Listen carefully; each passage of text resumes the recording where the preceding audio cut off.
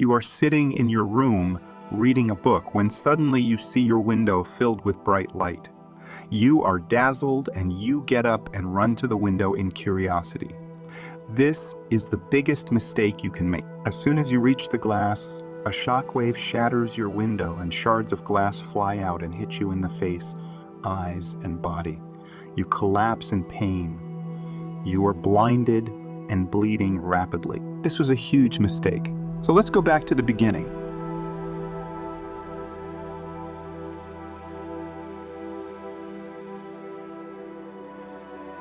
You are sitting in your room reading a book when suddenly you see a bright light coming through your window.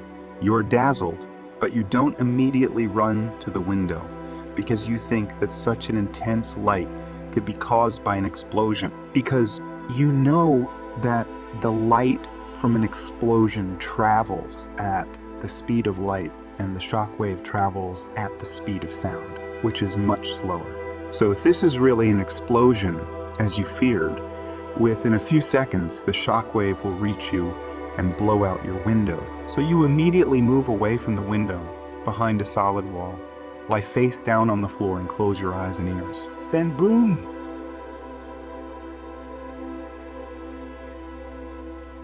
Indeed, the windows are exploding. Everything is flying in your room. You can feel the walls cracking, but fortunately your building is not collapsing. What you feared has happened.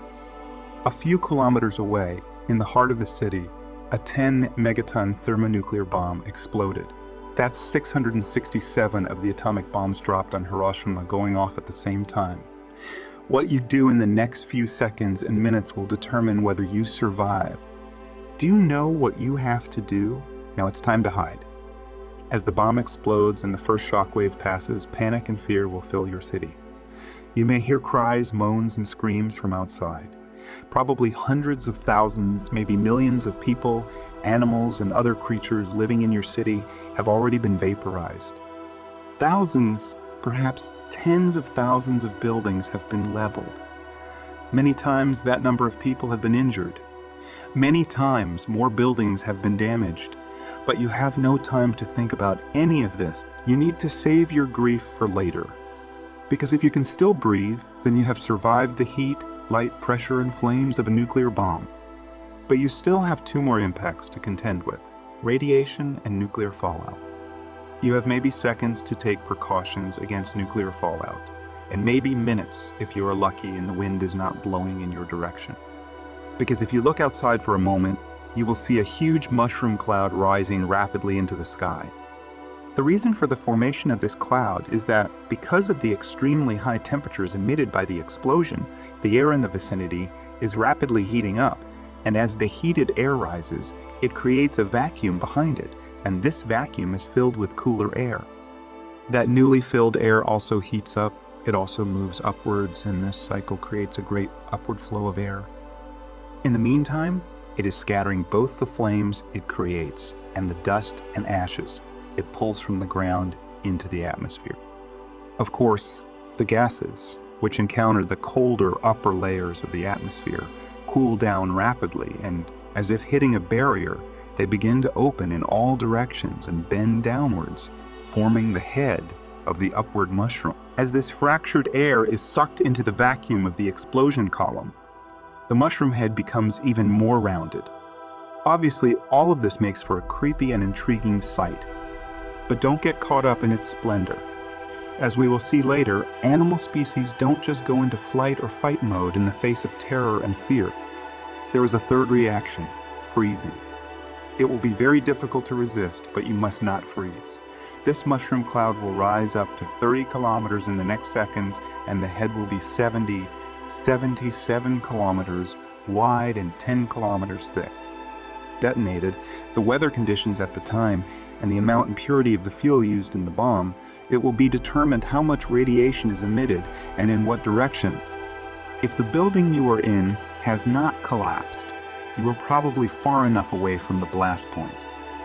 In other words, the radioactive particles scattered around at the time of the explosion probably did not reach you, or if they did, you received a dose well below the 100 rem level.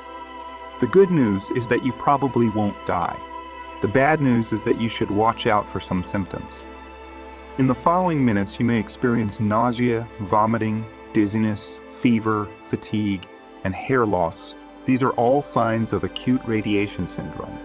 The severity of these will determine your chances of survival.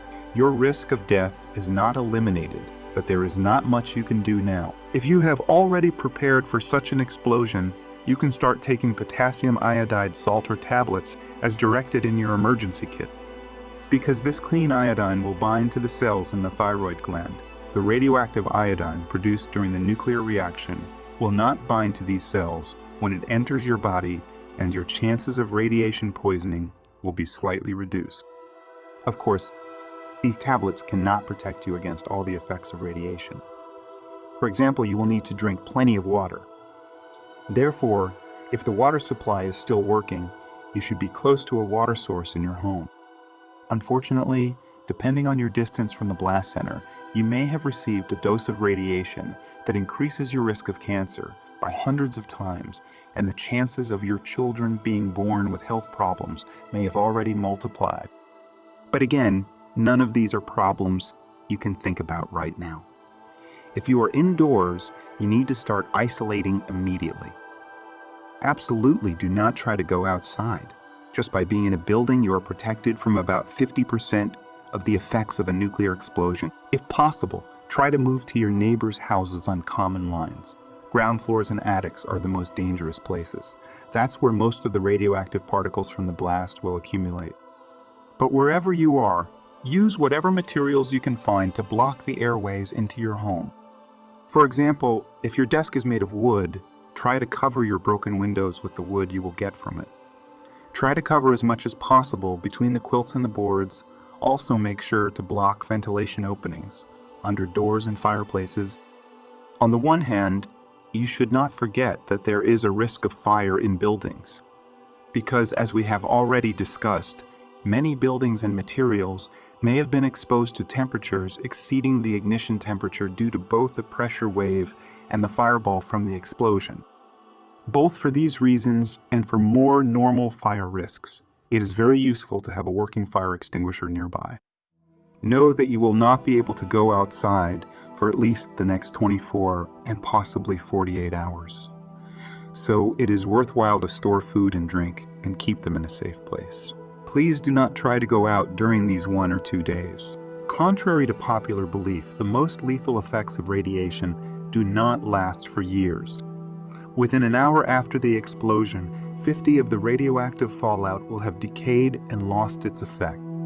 The reason I say at least 24 hours is that 80 of the fallout's effects disappear in the first day.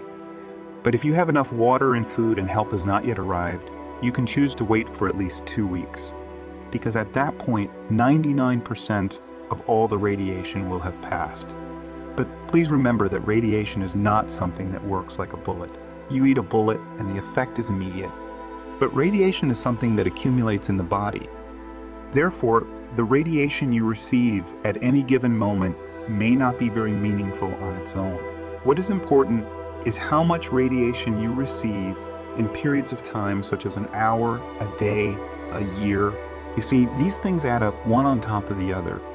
Therefore, if you receive too much radiation at the time of the explosion, even if the radiation levels dropped below 1% after 2 or 3 weeks, that level is still much higher than it should be normally. So it can combine with the radiation you received at the beginning and make you sick.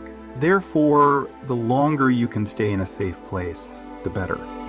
And remember, because of the dynamics of nuclear war, the chances of only one atomic bomb being dropped are slim to none. Unfortunately, in a nuclear attack, it's all or nothing, so it's important to remember that many other bombs can be dropped. So what happens if you are outside and survive the blast? Actually, it is not very different. Of course, one risk for those outside is the possibility of seeing the explosion with their own eyes. If for some reason you saw the bomb falling in the sky, but you witnessed the explosion, unfortunately you will experience temporary blindness, because a new and much stronger sun will have burned in the sky.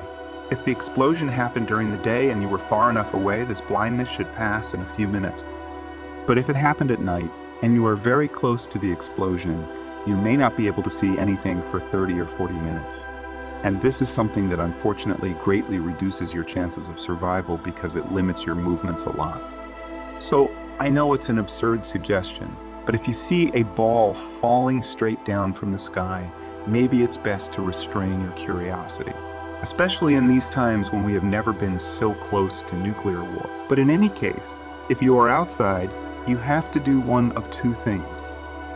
Either you need to get away from the blast zone as fast as you can, or you need to immediately get indoors or into a shelter. Here's a quick way to decide which you should do. After the explosion is complete and the mushroom cloud has more or less formed, open your arm wide, close one of your eyes, and try to close the mushroom cloud with your thumb. If your thumb can completely cover the mushroom cloud, you are far enough away. And maybe it would be best to get to a place where you can get help, either in a vehicle or by walking or running quickly. It goes without saying. You have to go in the opposite direction of the mushroom cloud. If you have a car, you can choose to use it. But keep in mind that the roads will be chaotic, and there is even a possibility that you will not be able to move forward due to traffic. If you encounter such an obstacle, leave your car immediately and try to get indoors immediately. Never seek protection in your car. The thin metal of your car cannot protect you. Remember these numbers.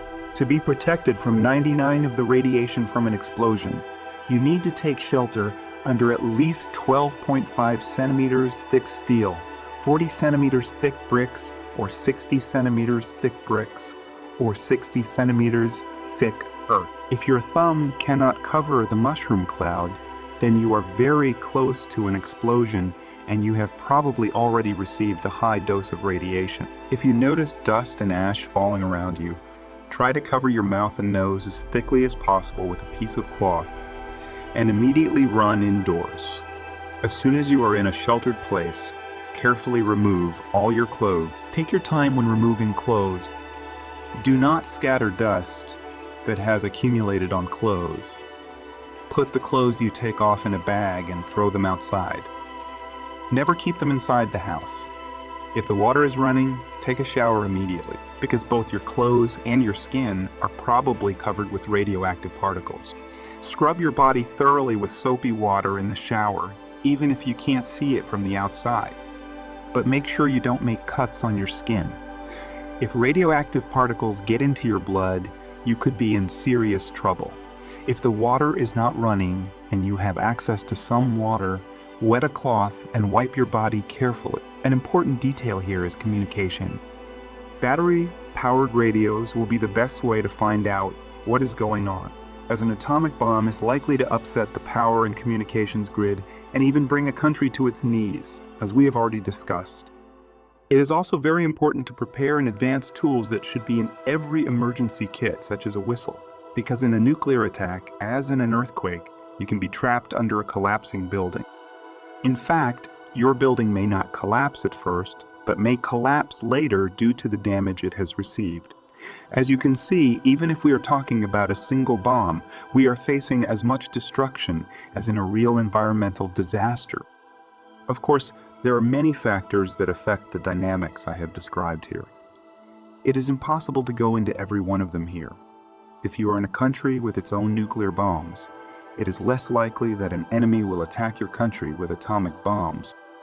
This is because you would have been able to wipe the aggressor off the map with counterattacks until those bombs fell on your country. We call this the second strike advantage in nuclear war. In other words, if the country you have taken out has atomic bombs, you have destroyed them in the first attack. How hard is that? Otherwise, when you say you are in trouble, it is obvious how difficult it is to destroy a whole country. This is why nuclear bombs, for all their frighteningness, also have the absurd irony of deterring countries from nuclear war. Or, according to international agreements, such a bomb should not be used at all. But if it is to be used, then civilians should be warned in advance. If there is such advance warning, of course, you should either leave the city or move to a shelter.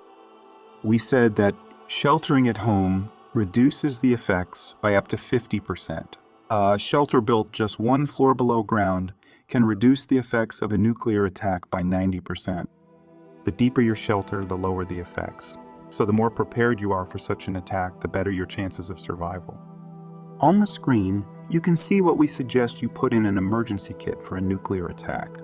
But whatever you do, of course, the effects of such a bomb would last for decades.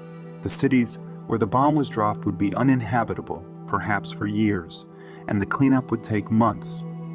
Depending on where the bomb was dropped, there would be widespread economic, psychological, and sociological disruption. Since water and food supplies would have been contaminated with radiation, it would have taken a very long time for these processes to be restored. Many of the new births in the region were characterized by diseases and syndromes. Thousands of people suffered from post-traumatic stress disorder. There would be tens of thousands of cases of cancer. Fighting these alone would have cost tens of billions of dollars, which would have been very difficult to do in a collapsed economy. Look, I repeat, we are talking about a single bomb. This should not be a risk that humanity can accept. So we need to raise awareness. We need to raise awareness around us, and we need to make sure that such bombs are never used, and if possible destroyed, never to be produced again. Once the arrow is out of the bow, or once one of these bombs is dropped from one of those airplanes, it will never come back. See you in the next video. Goodbye.